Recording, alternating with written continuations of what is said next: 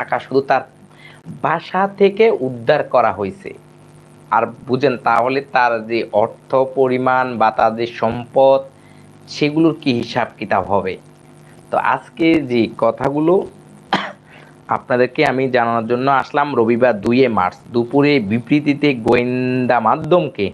গণমাধ্যমকে এই তথ্য নিশ্চিত করেন দুদকের মহাপরিচালক মোহাম্মদ আক্তার হোসেন।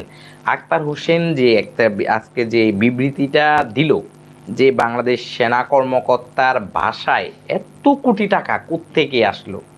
দেখেন, ধলের বিড়াল আস্তে আস্তে বাইর হইতেছে। পৃথিবীর যেই কোনো জায়গায় যেই কোনো চোর যতই চুরি করক, সেই বুঝে যে তারকে কেউ ধরতে পারবে না, তার ধরাও হবে, কারণ আল্লাহ চাইলে সবই সম্ভব। আর যেই কোনো জায়গা যেই মানুষ চুরি করে, চুরি করার মধ্যে তার একটা ছোট্ট ভুল সেই সবসময় কইরা থাকে, আর এই ভুলের কারণে সেই খেসারতটা দিতে হয়। বিবৃতিতে তিনি বলেন, গত 27শে ফেব্রুয়ারি সাইফুল আলমের বাসায় অভিযান চালায় দুদক। সাইফুল হাসান বাসার হলো বাংলাদেশ সেনা কর্মকর্তা। দুদক সন্ধান দল সেখানে 2,45,00,000 টাকা জব্দ করা হয়। জব্দকৃত সেই অর্থ ইতিমধ্যে আদালতে পাঠানো হয়েছে। উল্লেখ্য, গত বছরের 11ই সেপ্টেম্বর সাইফুল আলমকে বাধ্যতামূলক অবসরে পাঠায় সেনাবাহিনী। মানে গত যে আমাদের বাংলাদেশ যে ছাত্ররা যে গণ অভ্যুত্থানের মধ্যে দিয়ে একে যেভাবে পার করলো, সেই সময় এই সেনা কর্মকর্তা সাইফুলকে তাকে অবসরে পাঠায়। আর সেই পাঠানের কেন্দ্র করে 27শে ফেব্রুয়ারি ওই বাসার মধ্যে অভিযান চালায়। তাই ওই অভিযানে 2,45,00,000 টাকা জব্দ করে বাংলাদেশ সেনাবাহিনী এবং দুদক মিলকে। আর আজকে সেই বিবৃতি তারা গণমাধ্যমকে দিল।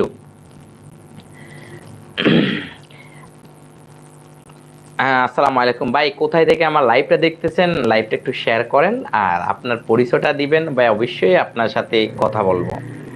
শেখ হাসিনা শাসন আমলে দেশের মানুষ বিরুদ্ধে সংঘটিত সব ধরনের নৃশংসতার দলিল যথাযথ সংরক্ষণে সুরুত্তরে রূপ করেছেন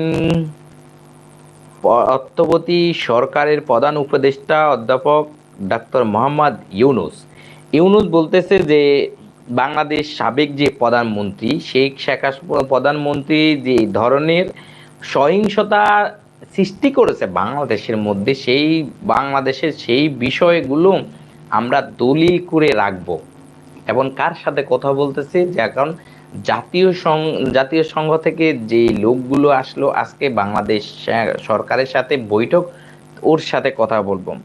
রবিবার জাতিসংঘের আবাসিক সম্মেলনকে গোয়েন্দা লুইস ও ঢাকায় জাতিসংঘের মানবাধিকার বিশেষজ্ঞ হুমা খানের সঙ্গে সাক্ষাৎকালে তিনি বলেন, দেশের মানুষের বিরুদ্ধে সংঘটিত সব ধরনের নৃশংসতার দলিল যথাযথ সংরক্ষণ করা জরুরি। এটা তো ঠিক আছে, কারণ বাংলাদেশের মধ্যে যারা এতগুলো মানুষকে মারলো, এতগুলো টাকা এই বাংলাদেশ থেকে পার করলো বাইরের রাষ্ট্রে যে গোপালপাড়া বলেন, বেগুনপাড়া বলেন, মুজিবপাড়া বলেন ও শেখ রাসেল পাড়া বলেন, এই সম্পূর্ণ টাকা বাংলাদেশের আপনার আমার সবাই অর্জিত টাকা।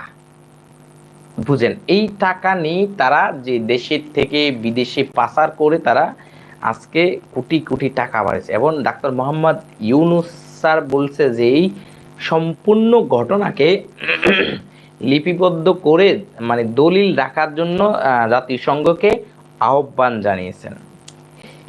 এটা করতে না পারলে সত্যটা জানাও, ন্যায় বিচার নিশ্চিত করাটা কঠিন। রাষ্ট্রীয় অতিথি ভবন যমুনা এই সাক্ষাৎকার হয়ে বলেন, প্রধান উপদেষ্টা কার্যালয় থেকে পাঠানো সংবাদ বিবৃতিতে বলা হয়েছে, বৈঠকে প্রধানমন্ত্রী উপদেষ্টা যেসব নৃশংসতার কথা বলেছেন সেগুলোর মধ্যে শাপলা চত্বরের আন্দোলনকারীদের দমন, দেলোয়ার হোসেন সাঈদীর রায়ের পর বিক্ষোভকারীদের ওপর পুলিশের বর্বরতা এবং বছরের পর বছর ধরে বিচার বিহিত হত্যাকাণ্ড রয়েছে বা